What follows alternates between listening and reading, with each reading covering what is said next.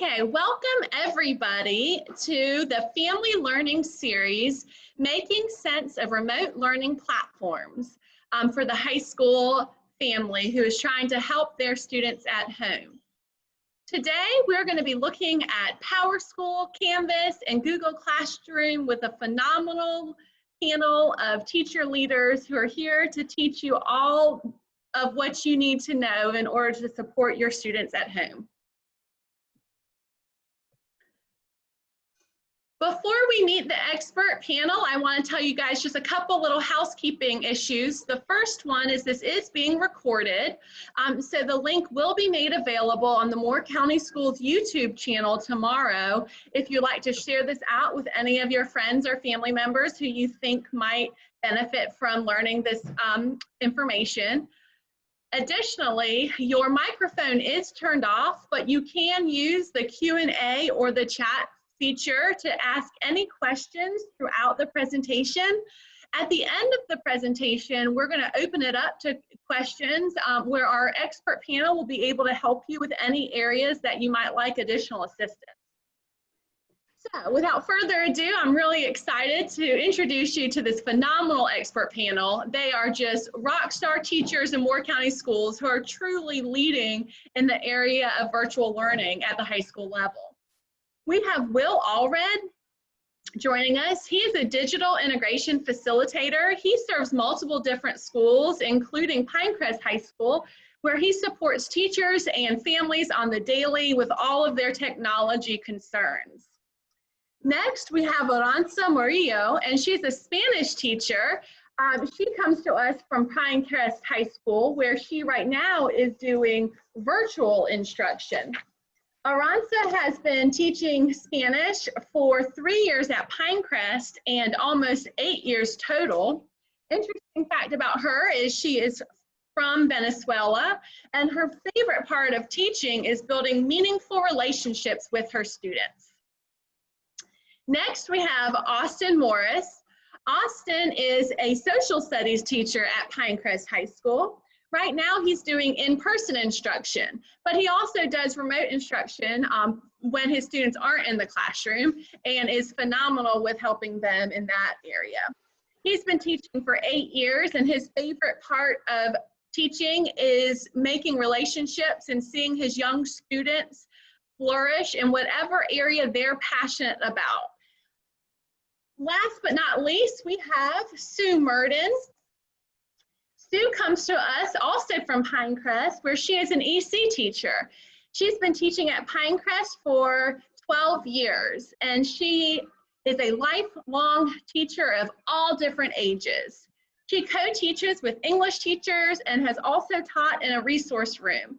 She loves helping students overcome their unique learning obstacles so that they can reach their goals.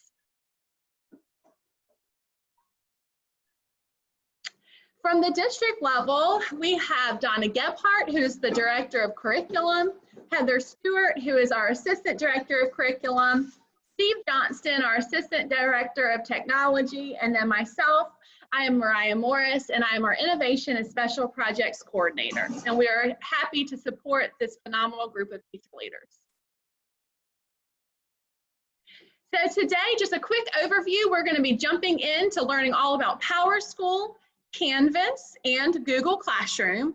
But before we do that, I'm going to hand it off to Will Allred, who is our fantastic diff. And I forgot to mention that he's been working in education for 7 years, and he actually started out teaching high school science courses and has been a diff for about 3 years. And his favorite thing is to see his students actively engaged and excited about a really cool lesson. He's going to start us off tonight with talking about some different technology points and some connectivity concerns that you may be having at home. Go ahead, Will. Thank you. Hey, everybody. Again, I'm Will Allred. I'm digital integration facilitator, and that kind of means that I help a lot of people with a lot of things, the focus there being technology. My main job is to help teachers to implement innovative lessons in their classrooms using technology.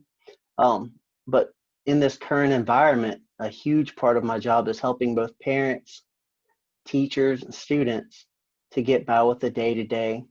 with technological challenges that we're facing. So if we can go ahead to the next slide here. Awesome.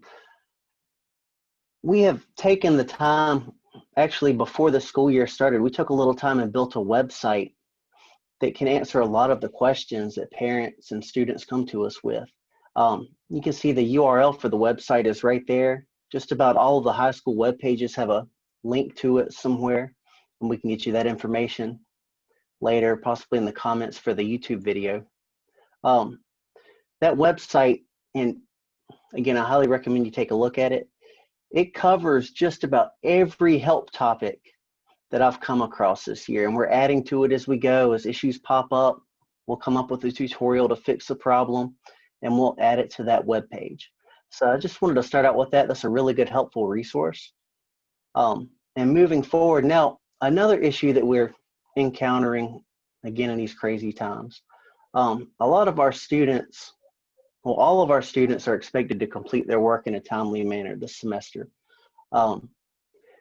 One issue that we're seeing a good bit of is I'm afraid that possibly students have the idea that because things are different this semester that they're going to get the chance to get by with a pass-fail grade like last semester, and that's not going to be the case. All of our students are expected to do all of their work this semester. Unfortunately, some students have a lack of reliable internet access, and I wanted to go over some options. If your student is an example there are things that they can do to get around that. In summary, there are mobile hotspots available from the school, available at no cost to the student. Another option is there are park and learn locations set up at several Moore County schools. And then there are publicly available Wi-Fi locations that businesses have actually reached out to us and told us, if students are unable to access their work at home, they can come to these locations and use our Wi-Fi for free. And I'll go into a little more detail about each of those. Mobile hotspots are available for students that have limited home internet access.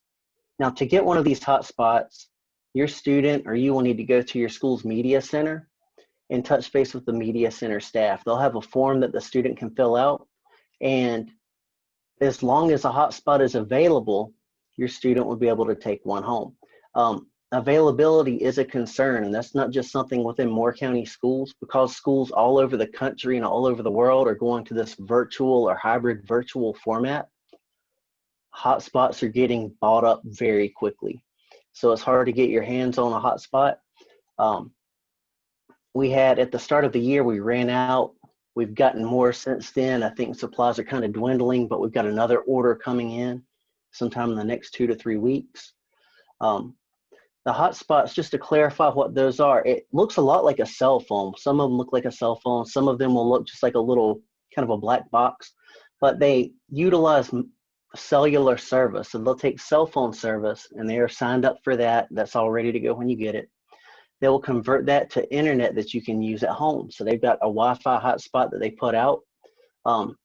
These hotspots are set up and configured so they'll only connect to Moore County Schools devices such as Chromebooks and iPads. They also have limited data plans. Unfortunately, we do have to pay for the data plans. That is something we have to cover, so we can't go unlimited there. So these should only be used for schoolwork, and these must be returned at the end of the year. So that is one option if you have limited internet access at home. Another option is we've got a thing called Park and Learn. And so you'll see the little list there on the left. There's at Elise Middle School, High Falls Elementary, Northmore High School, Cranes Creek Middle, Union Pines High, Southern Middle, and Pinecrest High School, and even at Westmore Elementary. All of those have a parking lot where you can pull up in your car and you'll find strong internet access there for your student's device. So that's an option. Another option is, and you all probably pretty well know a lot of these, places like McDonald's. You can pull into the parking lot there or go into the restaurant and get internet access there. Even stores like Lowe's, Walmart, all of those have some level of Wi-Fi available to you. Another good option is the public library, like in Southern Pines. They have free Wi-Fi available. The park in Southern Pines has free Wi-Fi available. There are other options as well. And We'll get a link pushed out again with a YouTube video that gives you guys access to the map we have there. If you are going to use a temporary Wi-Fi connection, like say the Park and Learn setup or a business or a park for Wi-Fi, your students are going to need to make sure that they can access their work offline. So with their Chromebooks, students can download Google Drive assignments onto the Chromebook, and as long as they have this offline feature enabled, even when they're not connected to the internet, they can do the work. Then when they're ready to turn it back in, they'll reconnect to the internet, and they can go ahead and submit the work and then get more work at that time. If your student is going to be doing this, to enable the offline editing feature to make work offline or available offline, it's really simple. Just within Google Drive, they'll go to the little settings option, which is a little gear icon on the right-hand side in Google Drive. They click on that, then they click settings. They'll scroll down just a little bit, and there's a box that they can check for offline. Once they've checked that, anything that you download will be saved to your Chromebook, so you can, again, access it and edit it with no internet connection. So definitely want to make sure that's enabled if you're using temporary internet access. Another option, and this is, I'm not sure if there are any students in the Pinecrest region or possibly the Union Pines region that this applies to. I'm sure there's one or two, but it wouldn't be many. I know in the Northmore region, though, up towards Robbins, up that way, there are places where there's no internet, there's no cell phone service. It is just a hole with nothing there as far as data signals passing through the air. If you live in one of those locations and your student just cannot get access to Wi-Fi, Northmore High School has a system going now where your student can get a flash drive for their Chromebook. Teachers will go and preload the flash drive with assignments for the week. So you can pick the flash drive up at the beginning of the week. Students plug it into the USB port on their Chromebook. They can access their work on the flash drive. They can save it to the flash drive when they're done. It goes back to school at the end of the week when it's time to pick up more assignments. Teachers can load it from the flash drive and then put more work on there for you. So that's kind of a last ditch option. But if you do need that, make sure that you let your school know. One of the most important things this semester, if your student is struggling in any way, shape, or form, communication is key. And we'll talk a little more about that later. Another issue that we have, and our hands are tied a little bit on this, but I've helped with it some. I know our IT staff has helped with it quite a bit. But if you have home Wi-Fi and it's giving you trouble, there are some basic steps that you can go through. I'm going to go through these really quickly. First of all, if you have a Chromebook that does not want to connect to the home Wi-Fi, first step, first thing you always do if you have a computer problem, power cycle it. Turn it off and back on. Don't log out and log back in. Like, actually hold down the power button until it turns off, then turn it back on. That fixes that issue about 80% of the time. If that doesn't fix it, you can also power cycle the modem. If you have a separate router, power cycle that as well. I know here at my house, I have to do that once a week. We've got like 3 routers, so it's kind of a pain in the neck. But if we don't do that, things just don't work right. So once you've power cycled everything, if it's still not connecting, and especially if you have other devices that can connect to your home Wi-Fi, just not the Chromebook, you need to contact your school's media center. Anytime you have a Chromebook problem, that's your go-to, is a school's media center. If no other devices can connect to your Wi-Fi, then you need to call your home internet service provider and let them know about the issue. If you have a slow internet connection at home, there are, in some cases, you can't really do too much about that, but there are workarounds for it. You'll want to limit the number of devices using Wi-Fi while your students are doing work. So try not to have Hulu playing on 4 televisions while your students in a Google Meet. I have pretty fast Wi-Fi, not great, but pretty decent. But Google Meet meetings and Zoom meetings really eat into it. So the more you can cut down on that, the better. You can also, again, power cycle your modem or router. That fixes a lot of issues. And if it's a consistent problem, like I had one of those a couple months back, I had to call a home internet service provider. They had a problem with one of the lines. They came out and fixed it. It's been fine ever since. Finally, if you've got a hotspot from the school and you're having issues with that, again, power cycle it. If that doesn't fix it, you can limit the number of devices that are on it. You can also, because the hotspot relies on cellular phone service, in some cases, just like with a cell phone, you might have better reception in one room than you do in another room. So you can move it around to different places in the house and see if it'll work. Maybe you can take it outside. That's pretty much it from my side. We're going to pass it on here to Sue. Yep, that's right. Hi, everybody.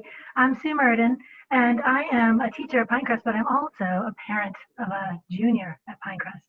So I know that, well, we're all struggling, but there are some really good things about learning online, and I'll talk a little bit about that later. I'm going to be showing you a little bit about Powerschool and the parent portal for that. And I saw that there was a question on live from Savio Fernandez. I hope I said your name right. And talking about how Powerschool, you know that it's a portal for grades, but why are there two different learning methods, Google Classroom and Canvas? And that is a struggle for students. So we're going to address that a little bit. So I wanted to let everybody know we are going to be getting to all that. But first, let's talk about Powerschool and how it's a great place for you to keep track of how your student is doing. So you can, really the main things that you can do with it are see grades and attendance. And you can see specific grades. I know some parents are having trouble seeing that, so I'm going to make sure that you know how to do that. Okay, next slide. So in order for you to get access, if you don't, you will need to complete an account request form. So you can do it online from your school's website, your child's school website, or you can pick it up from your child's school, although that's a little bit hard right now. And there's also a link right here. Okay, next slide.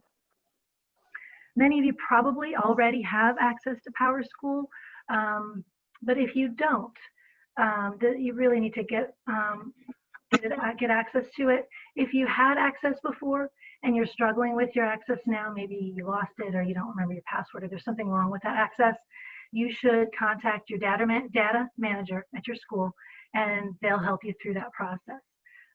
But if you're just getting access for the first time, you're going to receive a login information from your student's school. So you'll go to Powerschool on this link here. It's ncmcs.powerschool.com/public. And you're going to log on to it for the first time with the username and password that your school provided you with.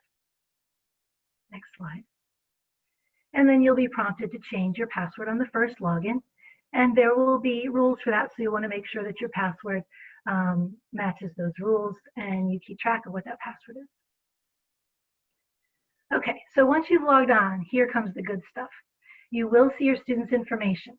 So you'll see if you have more than one student in Moore County, you'll see their names in the upper left-hand corner, and you'll see tabs for them. So you'll navigate from student to student in that upper left-hand corner. And the most important one to see is grades and attendance, that first populated area in the navigation bar.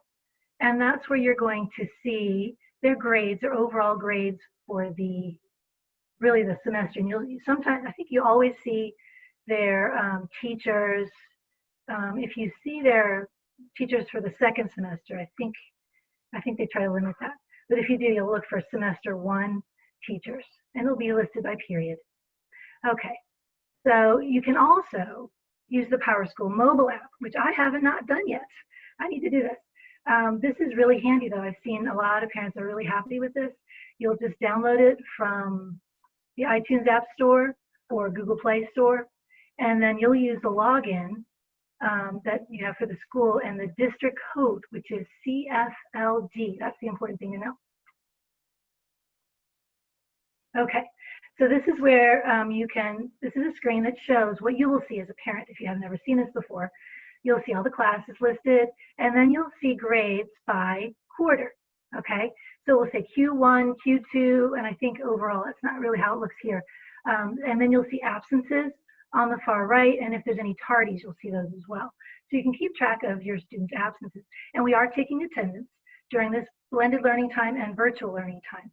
So as long as your student is attending in school if they're blended when they're supposed to, and also doing the work each day, then the teachers will mark them present. If you are virtual, completely virtual, then you will still be marked present when you turn in the work that you're assigned for those days. Okay, so after you've looked at your child's attendance, oh, can you go back to that? Sorry, one more thing. And you've looked at their overall grade, you will need to click on their quarter grade in order to see the expanded assignments. So for instance, English 2, that first class, and it says N2, but it would be quarter 1, Q1. You would click on that grade and they would open up all the child's assignments, quizzes, and tests that have been graded. And one thing I want to mention is you want to look out for any zeros. Those are assignments that have most likely not been turned in, or your child was absent or unable to take that quiz or test or do that assignment. So those are the things that you can do as a parent, is you can see the grades. You can see specific grades for assignments and quizzes and tests and projects, but then you can also monitor your child's ability to be turning in work and doing any assignments that they may have missed. Please remember that teachers most likely are taking late work, and especially when there's blended and virtual learning, there might be penalties, but you don't want your child to have zeros, because like I tell the kids, it tanks your grades. It's like an anchor, and it weighs down your grade, and kids want to keep their grades as high as they can. So watch out for those zeros. You can also see, maybe that's because your child was struggling with that assignment if they have a zero. So please make sure you're prompting your student, your teenager, to reach out to the teacher if they have any questions about assignments.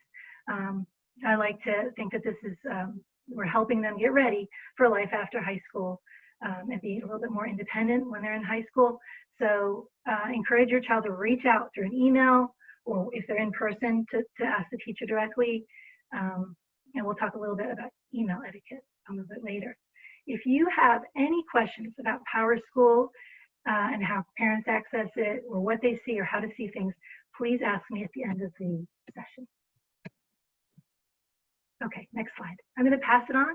I don't know, I think I'm passing it on to Austin. Yeah, hi, thank you.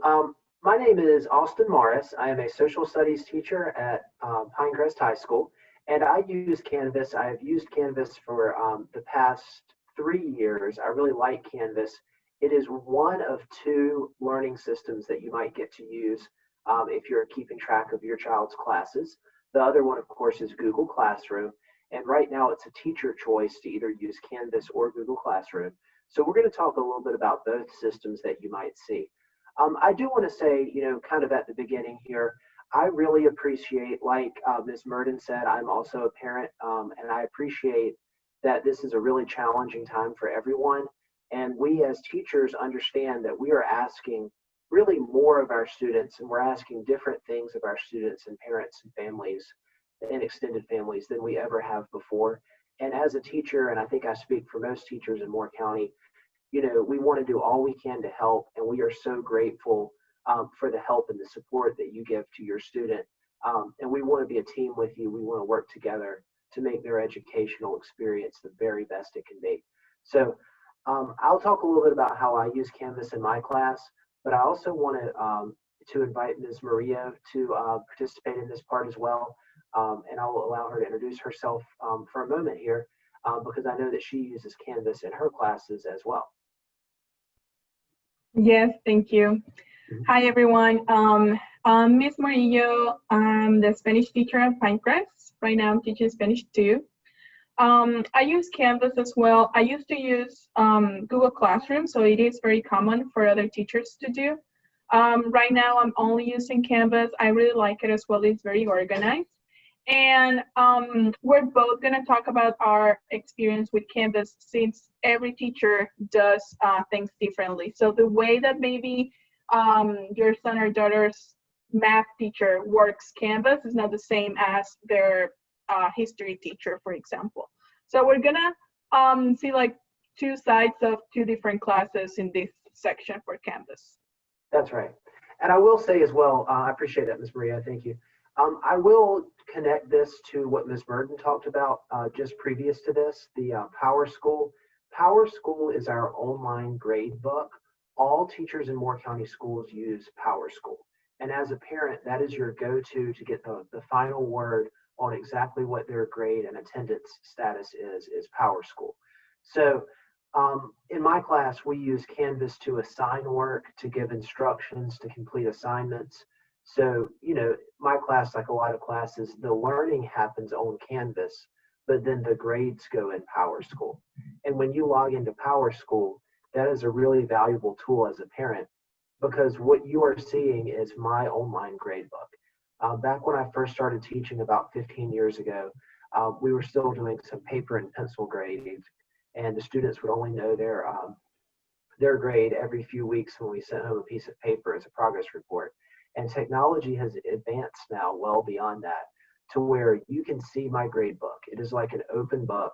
Anytime you log into Powerschool and click on the grade for my class or for any teacher's class, we are fully transparent. You have the exact same information that we do about how your child is doing in the class.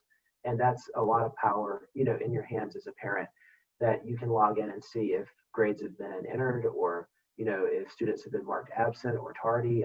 You have all of that information at your fingertips. But anyway, we'll move on here to Canvas, and then after this, we'll talk about Google Classroom. You're going to find that teachers use one or the other to deliver the learning in their class. And this can be helpful if you want to log in and see grades, due dates, course assignments, announcements, and just generally see what instructions and assignments your child is getting. Canvas or Google Classroom would be the place to do that. Our district actually lets parents sign up for a observer account where you can also, you could just ask your child to show you Canvas and ask them to log in, but you could also get your own login as an observer, which will allow you to log in with your own login information to check the grades.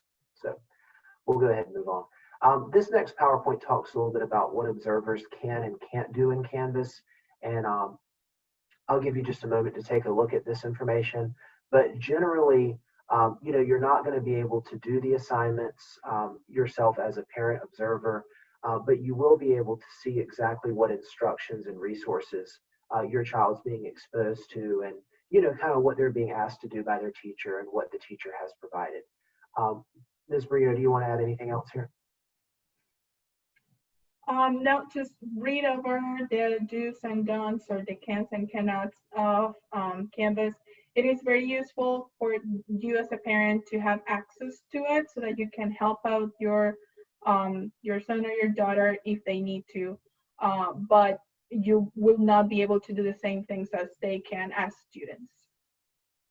Austin, if I can add a little bit to that, Yes, to the last one as well, please.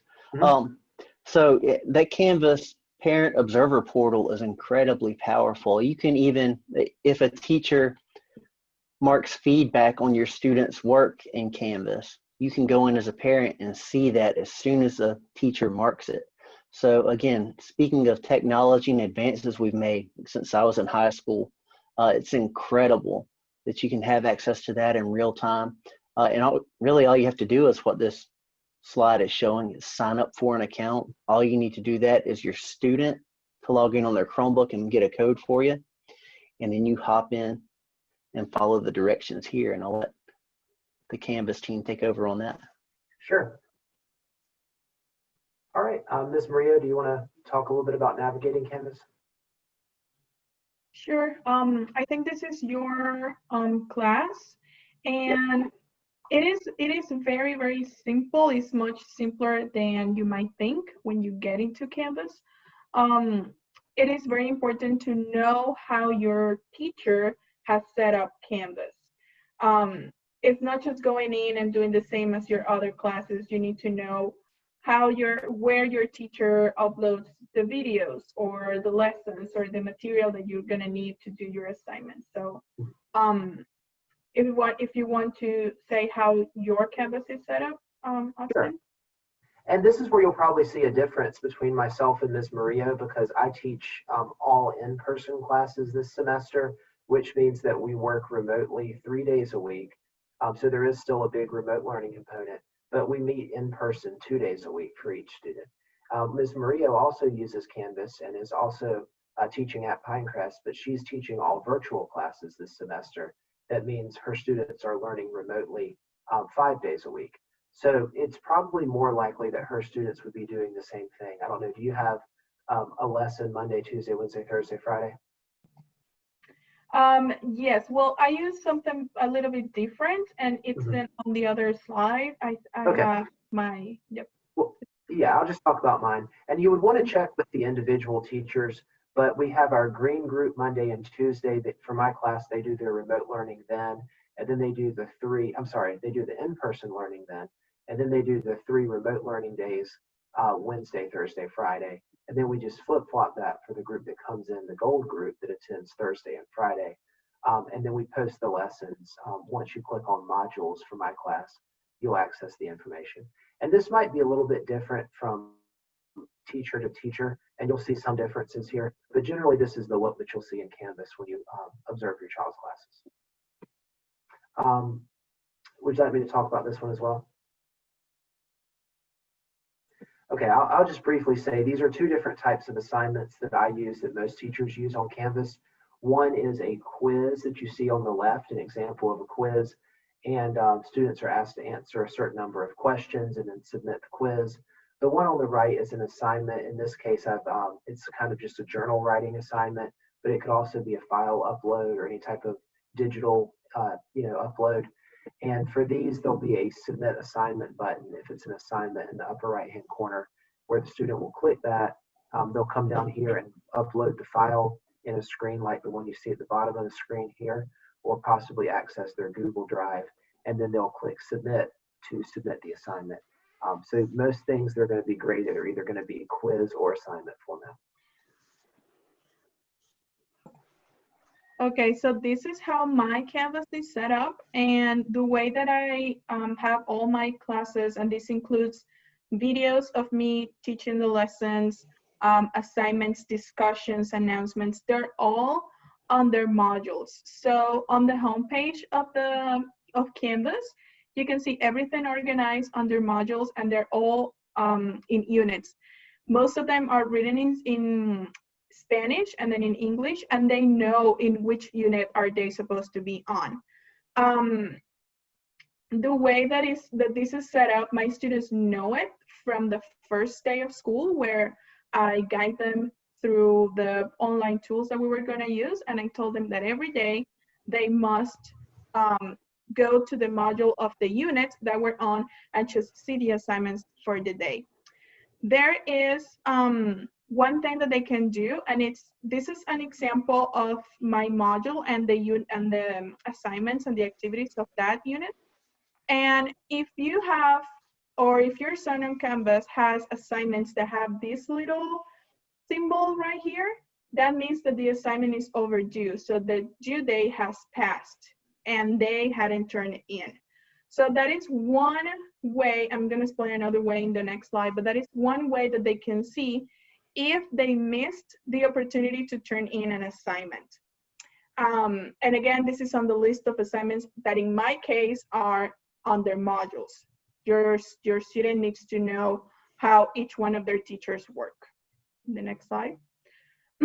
So here, you can see there are 2 very important tools on Canvas. One is view course stream, and the other one is the calendar. So when you click on the course stream, you're gonna see something like this where it says recent activity. And in this screenshot, it says that I have done 14 announcements, 33 assignments, and 9 discussions. So if they haven't seen any of them, they will see a little like dark blue dot. That means that there's a new announcement or a new assignment that they need to check. That is one way to have all your assignments or anything that your teacher publishes there for you to see. And the other way is the calendar. Sorry, and it has all the assignments that I have posted that you need to do. This is very helpful, especially if you are checking, if you have a 0 in Powerschool and then you see the date of the assignment that has a 0, you can go to your calendar on Canvas, find the date, and then you can find the link for your for the assignment that you missed. And again, as I said on the last slide, if an assignment is overdue, it's going to have the little symbol. It's like a red circle with a dash. Yep. Okay, so there's some tips here. Again, we have the master calendar, and we have a list view, and we have a card view. Austin, you want to take over in this? Well, I believe Mr. Allred also has a lot of expertise here. And Mr. Allred, you are very familiar with the master calendar feature, right? Could you tell us about that for just a moment? Right, yeah, absolutely. So the master calendar, and that's actually one of the questions in the Q&A, so I'm glad we'll kind of come to this. Canvas does a terrific job of showing students exactly what they need to do for all of their classes for the next few weeks. So within Canvas, there is a calendar, and you can kind of see, if you squint really closely at those pictures down there on the bottom, there's a calendar icon on there. And in Canvas, students can click on that icon, and their assignments are going to be listed on the calendar along with other course events. In addition to that, there are 2 different views that your students can choose from whenever they first open up Canvas. So when a student logs into Canvas, it takes them immediately to their dashboard. And you can see the dashboard icon is what's highlighted on the left there above calendar in those 2 pictures.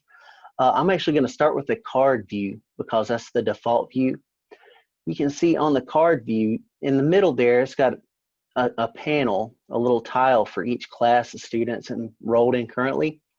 To the right of that, there is a to-do list. That to-do list compiles all upcoming assignments, and it'll even show overdue assignments for students from all of their classes. So students do not have to go into their classes in Canvas to see what work is due. They can look right there on the to-do list from their dashboard. Another option, and I see a lot of students go with this now, is the list view. The list view doesn't show the class panels that you see on the card view, but what it does do is it shows in chronological order the things the students are going to need to be doing over the next few days. And so that's kind of a really fancy calendar, the list view. Again, it shows, and you can see this one has things that are due Monday, September 26th, Monday, September 28th, Saturday 26th, so on and so forth. To change these views, your students would just go from the dashboard. You can see the 3 little dots on the top right. If you look at the list view feature, they would click that and they can change between card view and list view. So again, your students, they're going to have the master calendar. They're going to have the to-do list. If they go with the list view, they've got the list right there. And that takes the work from all of their courses and puts it onto one big list so that the students know exactly what's due in Canvas from all of their teachers. That does not cover Google Classroom, but we're going to show you here shortly how you can see the work that's due in Google Classroom. So if you've enjoyed this presentation on Canvas, and we're not done for tonight, we're going to go on to Google Classroom and some other technologies. But if you'd like to hear more from the presenters, Mr. Allred and I have previously recorded 2 other videos on how to use Canvas, getting started in Canvas, and submitting work in Canvas. And you see those links on your screen here. There's also a really helpful official Canvas community help page, which is run by the sort of the corporate page for Canvas. But they have some really great tips. You could search. It's also, if you have a question about Canvas, generally helpful just to Google a question, and it's likely you could find an answer that way as well. But if you'd like to hear more from your presenters, Mr. Allred and I do have these other 2 hopefully helpful videos that we've made that are available. And I know that all the teachers are happy to help as well. Within Canvas, there's a link on the left side of the screen that says Inbox. Your students can email their teachers through Canvas using the Canvas inbox or just the Gmail account that they've been provided by Moore County Schools. But we're all understanding that this is a tough time. This is a challenging time for everyone. And if you ever do have a question, we encourage, as teachers, we encourage you, just as someone said earlier, it was great advice. Communicate early, communicate often, and let us know what your student's going through and what you're seeing. We'll talk just a little bit about the Google Meet technology. This is not used as much in my classes, but it's used by some of our other teachers. This is the preferred Moore County platform for online virtual meetings. Would anyone like to talk about this? Yeah, I can talk about Meet for just a little bit here. So yeah, if your teachers, if your students' teachers are doing online virtual meetings with students, it's going to be through Google Meet. Students can access it on their Chromebook. They can even access it on a phone. A couple of issues, and Google Meet's really straightforward and easy to use. A couple of things I wanted to kind of go over and touch base about. First of all, students have a couple of ways they can join a Google Meet. A teacher can create a meeting and share a link with students, or the teacher can give the students a code. If the teacher gives the students a code, the student will have to go to meet.google.com, and the teacher should provide that link for the students as well. Once they get there, they'll enter the code and they'll be in the meeting. If they are provided a direct link to the meeting from the teacher, you just click on the link when it's time to be in the meeting. Now, the third little bullet point here is important. Students can only join a meeting while a teacher is in it. You can imagine why. If we did not have that security feature in place, students would be able to join the Google Meets that the teacher made, whether the teacher's there or not. We don't want that. So if a student tries to join a Google meeting and the teacher is not already in the meeting, a couple of things will happen. If they got a direct link to the meeting from a teacher, they'll see that wait for host in waiting room message. If they are putting in a code for the meeting and the teacher's not in the meeting yet, a little message will pop up down on the bottom of their Google Meets page that says you're not allowed to start a meeting. I wanted to cover that because Google does not do a good job of explicitly saying your teacher's not in the room yet, so you can't be here right now. You're going to get one of those two messages. Another little thing, again, bandwidth is an issue. Even Google is struggling right now. We've had Google crash a couple times in the past few weeks. So in the spirit of that, we've got it set up at the county level so that once a student joins a Google Meet, their camera will be muted. So the teacher won't be able to see them, they'll only be able to hear them. So if your student needs to show the teacher something, then we'll have to click the unmute button. They can do that, no problem. Finally, virtual learners need to make every effort to participate in these Google Meet meetings if your teacher is providing them. I know some teachers are using them more than others. If your student has a teacher that's doing these meetings, it's really important that your student makes every effort to participate in them. I wanted to say something about that too, since I think the only teacher here that is all virtual, I believe. It is very important for students to join the meetings, even though sometimes they're not mandatory, they're mostly optional. It is far much easier to answer questions and doubts or concerns they may have when we're doing Google Meets than when we're doing emails. Email is our main form of communication, but it's so much easier to help them out when they join the Google Meets. So it's very, very important.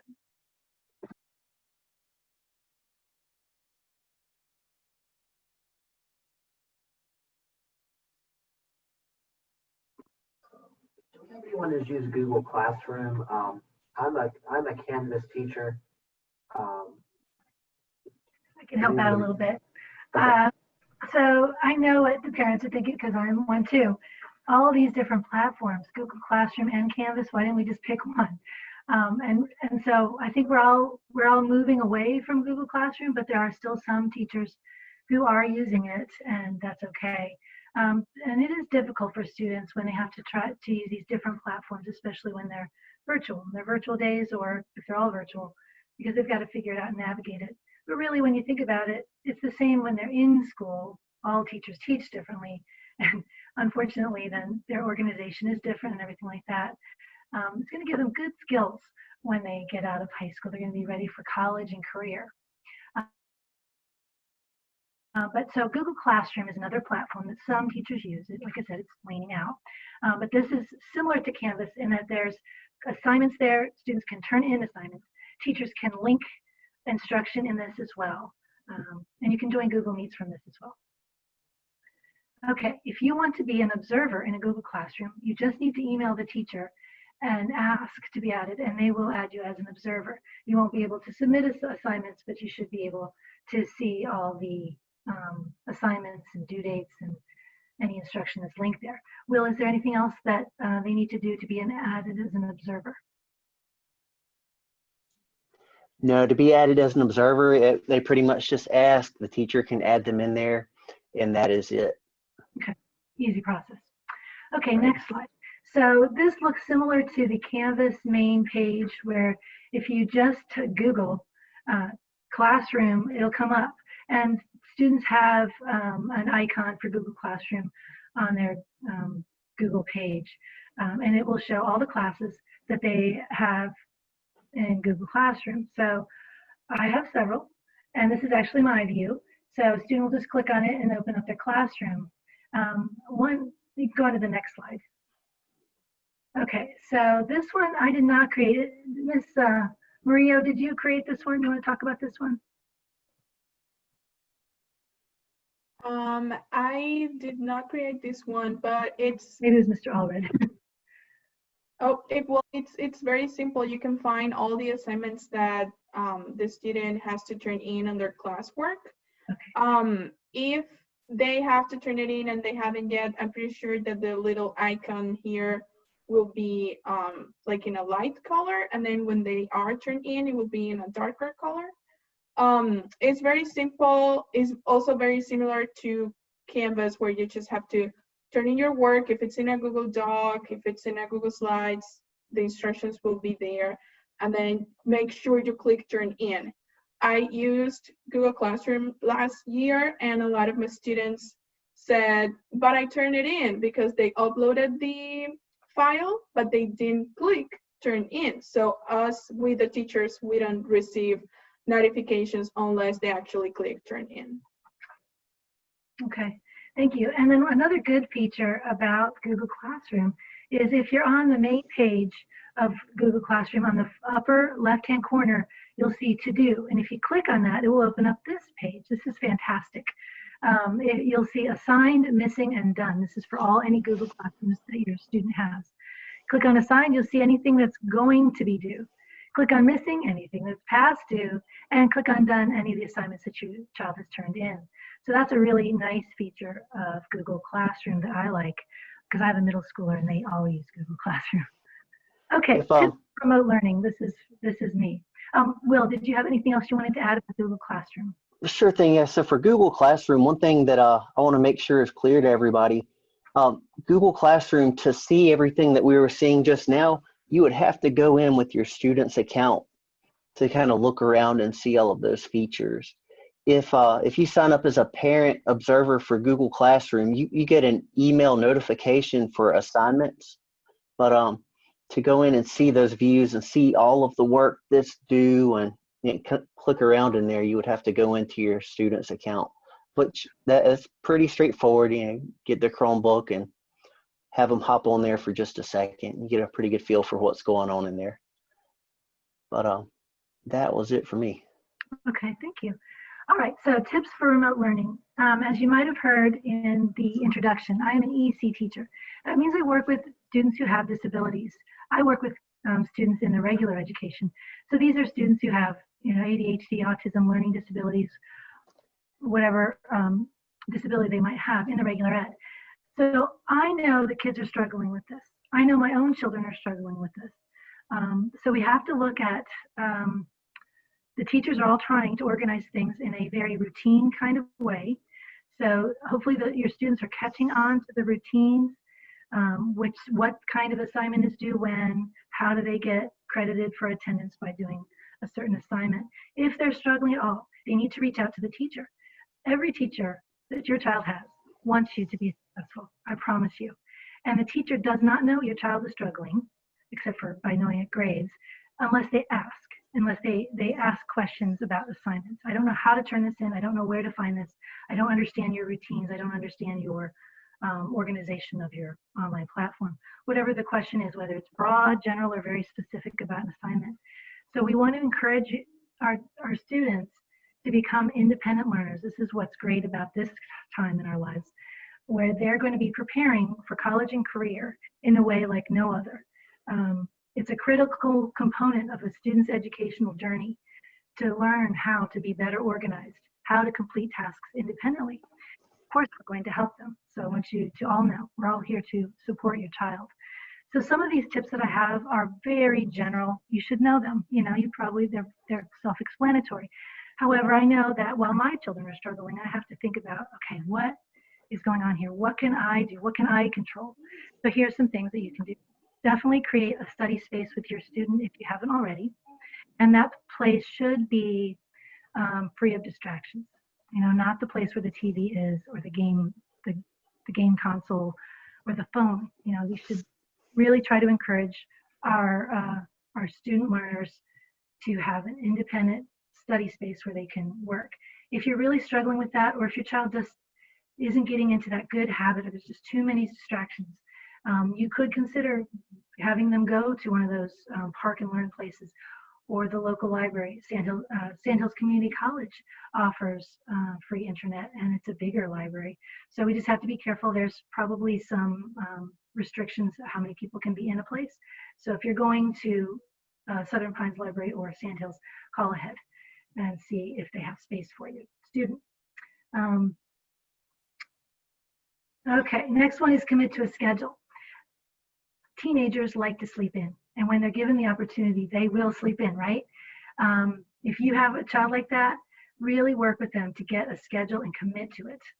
Getting up at a certain time every day, eating meals at a certain time, committing to working at least 90 minutes a day in each classroom every day, and going to bed at the same time every day so that they can have that routine that they usually would have when they're going to school 5 days a week. And then organizing their tasks. So we've tried to give you some suggestions about organizing tasks for your student. But one thing you can do is really encourage them to write down their assignments. I was talking to another teacher who said they really just need to do old school, you know, a planner, a calendar, whatever it is, write down their class, what assignments are due and when, and for each class every day. And then cross it off when it's finished. That's a great sense of accomplishment when you can cross off something that's done. So I encourage you to work with your teenager on doing that. Next slide. Okay, communicate with teachers. Teachers have also been telling me this is a great learning experience for kids. When they email, their emails have a certain tone to them, teachers have been telling me. So you want to encourage your child to communicate with your teachers often, whenever they need help, whether it be through email or face-to-face instruction. But the email etiquette, you want to make sure that your student rereads their email to make sure it says what it's supposed to, you know, what they want it to say, and it's concise, and that it doesn't have that tone. You know, no exclamation points. Why didn't you grade my assignment? Or, you know, all caps. It sounds like shouting to the person reading it.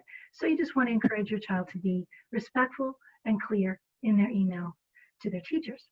And also ask for help, of course.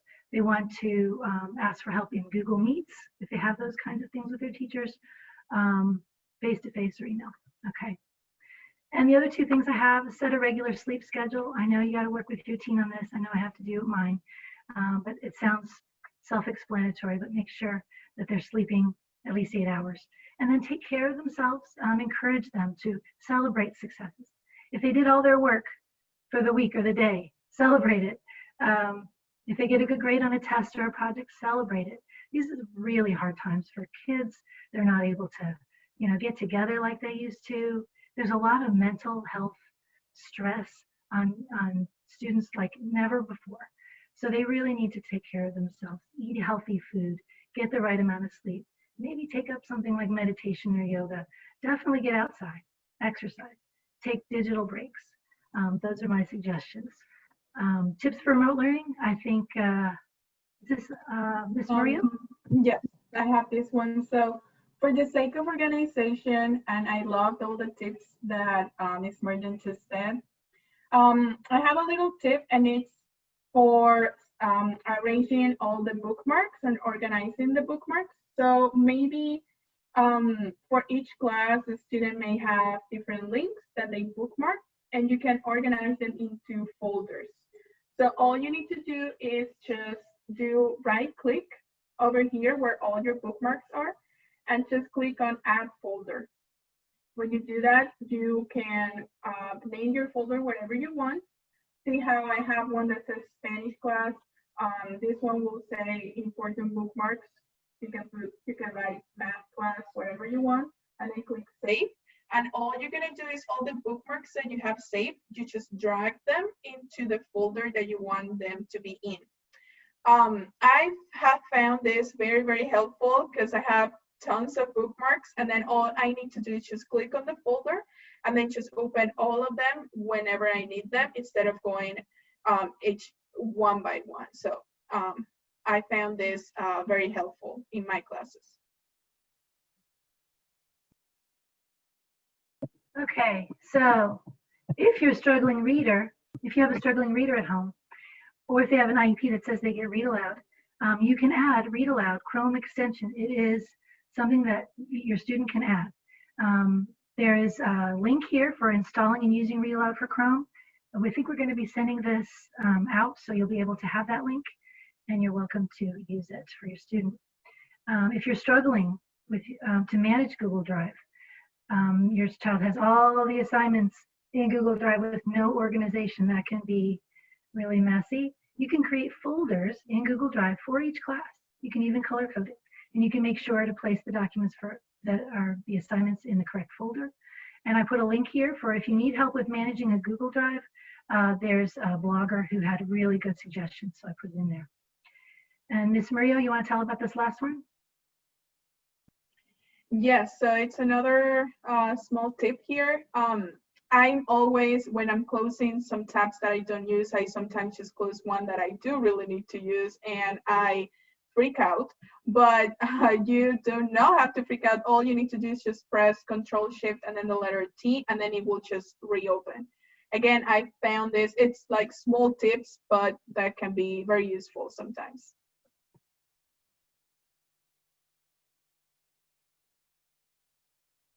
All right, and I'll just say quickly, you can see here on the screen, the Moore County Return to School Guide has a ton of information. If you're able to access this website, if you could maybe make a note of that URL now, if you could write it down, or possibly if you could open it another window and just save that tab for later or bookmark it.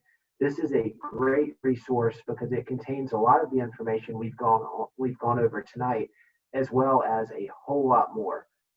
This is a great resource. It's, I believe, a living document with new information being added and things being updated frequently. So this is going to be one of the greatest resources that you have, going forward as a parent, to stay in touch with everything that's happening as we go through the year, and we prepare to, remain flexible for whatever might come for the rest of this year. So this is a wonderful resource, and definitely everyone should take time to check this out. We would highly recommend that. Anybody want to say anything else about Return to School Guide? If not, as we said earlier, questions generally, contact your child's teacher. I mean, teachers are going to be really wanting to help you because we all understand what's going on right now, that this is a challenge. We are learning in new ways. I would say, give the teacher, hopefully at least a day to respond. Maybe a day or two even, and they should be able to help. If you do have technology issues, you could do the teachers are able to do a help desk ticket for Moore County Technology. And ultimately, if you can't reach the school, you could email the technology department or use the support hotline phone number. But I think you're going to find that a lot of teachers really are going to be able to help and troubleshoot these issues. We also have at all of our schools help from the DIF department, people like Mr. Allred, who are experts on the spot that are able to help students and teachers alike with our technology needs, which is a great resource. So, just know we're all here to help, and I do know that we're all going to stick around and answer any questions that we have in the Q&A or any questions that may have come up in the chat room. If there's anything you need us to go back to or anything that we might have missed or questions that you had along the way, we're going to make time to do that, I believe, at this point. Anybody want to say anything else here and then we'll go to the questions.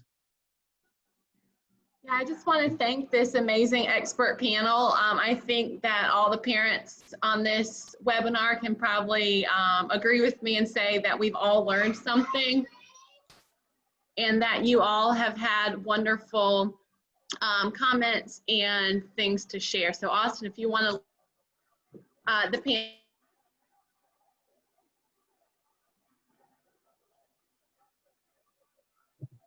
Oh, if you want to lead the Q&A, sorry. Yeah, sorry, I was launching right into talking while I was muted there. Classic virtual meeting mistake. Yeah, so let's look through the questions that we've gotten here. Someone asked a question about the distinction between Google Classroom, and I believe this was regarding the assignments calendar in Canvas. And my understanding is that the Canvas, I'm fairly certain, the Canvas calendar will show all of your Canvas course assignments, but not those assignments that use Google Classroom from other teachers, or any other learning management system that might be out there that teachers might use. So yeah, unfortunately, the Canvas calendar can collect all of your Canvas courses, but not the other courses. I believe that was the question there. The next one says, my parent portal won't let me in. I have gone to the school and they gave me a temporary password. I went in to change it, but now it's telling me the password's blocked and I'm locked out. What do I do? Can anybody take this one? Is this for, I believe this is in the regular chat as well. So yeah, I'm in the chat. Let me pull that up. Said the school gave a Powerschool parent portal temporary password, but now it's saying that it's blocked and you're locked out of the portal. Yeah, so that's the Powerschool parent portal, and Sue had the correct response for that in the chat. You'll need to call the school for that one and ask for the data manager. Depending on which school, I know at Pinecrest it's Jackie Covington. I'm not sure for the other two high schools who it would be, but the data manager can go in and get you squared away on that. Unfortunately, the diffs, they can do a lot, but they don't give us that much information in Powerschool, so we cannot work with the parent accounts in there. Again, call the school, speak to the data manager, let them know that you are locked out and that you need another password reset, and they should be able to get you taken care of. And we're sorry that you're having that problem. I can see that being very frustrating. Hopefully it'll get resolved. Yeah, you're not the only one with that issue. Yeah. That goes into another comment that was made in the chat that, someone had noted that not all students have the same parent or family support at home. And that is certainly true. And we are really sympathetic to that as well. We know our students are working really hard and that families are working really hard. I'd say some of the tips Ms. Merton gave about creating the best work environment that you can create at home, creating a schedule daily. And, it doesn't mean that your student has to be working 12 hours or even 8 hours a day in front of the computer.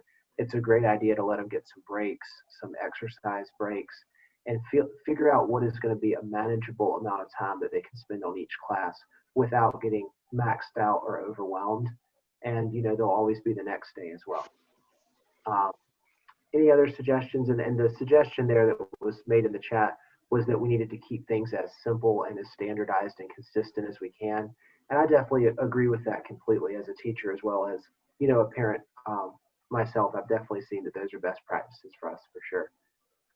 And there may be a few other questions. Anybody want to say anything else on that one before we move on? As far as keeping things simple, 100%, and we are moving toward that. At some point in the next few months, we are going to be moving to Canvas only as a learning management system. Mm-hmm. So that'll be a little bit less for the students to learn. And I know Canvas is a little more complex than Google Classroom, but it's a great system. And once the students use it a bit, everyone will appreciate it. I know from a support side and from a parent side, Canvas is a really great tool. So that part will be getting easier. Standardization is getting better all the time. We were all kind of thrust into this situation pretty quickly and caught a bit off guard. And so everybody's kind of scrambling now to get back on our feet, but we're getting there. That's right. I think Sue had a fantastic suggestion to write everything down and to have your students start practicing getting a planner or a sheet of paper and writing everything down and crossing things off as they go. That can help with the overwhelming feeling that they might get looking at different platforms for different classes, as well as she noted the sense of completion when you get to mark through something. That feels pretty good to cross something off your list. But as we wrap up tonight, I'm going to let everyone, all the panelists, say one last final thought. But I do want to thank our panelists for spending their evening with us, as well as the parents at home. I like to say there's no easy answers in a global pandemic, but I think our students are doing fantastic. I think, as you see, the teachers are absolutely amazing and really supportive of you. And I think the families are truly, truly supportive and stepping up to take ownership of their students' learning. So thank you so much. And Austin, I'll let you start your closing thought and then we'll wrap up. Okay, sure. Time has flown by, and we're happy to answer any other questions that we can. If you want to reach out to us or your kids' teachers, via email, we'll do everything we can to help. I just wanted to use my time, I guess, to answer one other question. Someone had asked about, and I saw that people have been doing a great job responding, but someone asked about when you turn in late work. Teachers' policies may vary, but I know most teachers are being as understanding as they can, including myself, are being a lot more understanding than normal about late assignments, because we know these are difficult circumstances for everyone. But the person asked, do we get a notice? We don't get a very clear notice, and that is something that comes up in my class a lot. The older an assignment is, if a student goes back in and checks it off electronically, it becomes less and less likely that I'm going to get an update or that I'm going to see that happened. And at this point, we have hundreds or thousands of assignments, which we're happy to grade, but it is really a best practice if your child does a late assignment to please let us know, and do shoot an email and say, hey, I turned in that Unit 1 test I was missing, whatever, and I'll be sure to grade it. But that is a good idea. Other than that, I just want to say thank you to all the parents and all the family members and people taking care of children. We know we're asking a lot, and we want you to know that we're teammates and partners, and we're here to help. So thank you all for what you're all doing.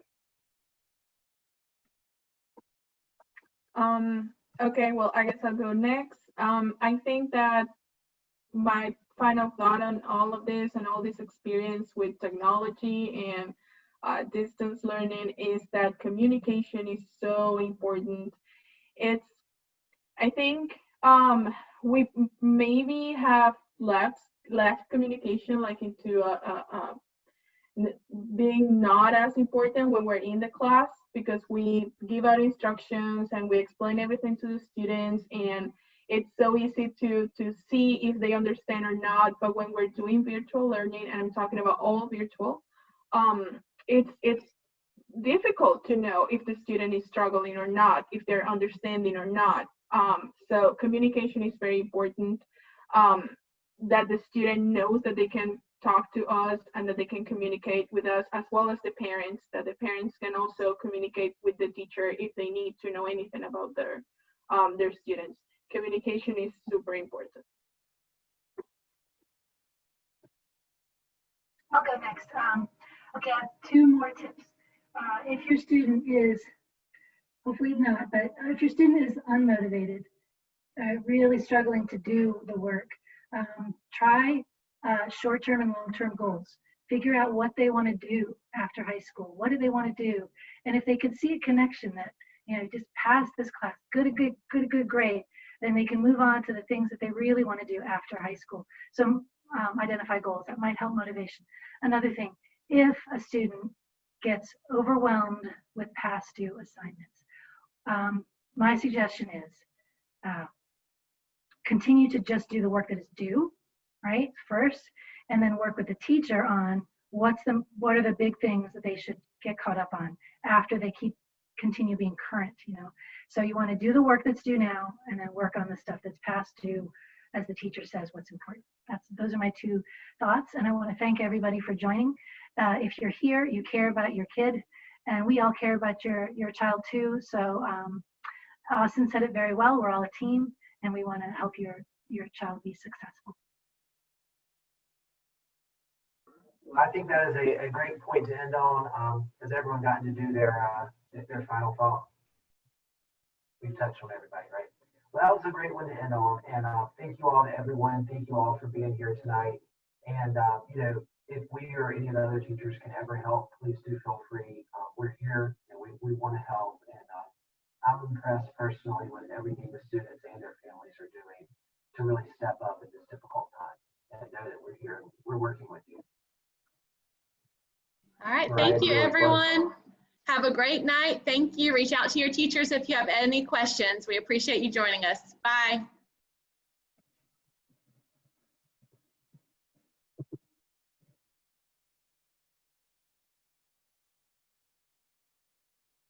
Thanks, Aranza.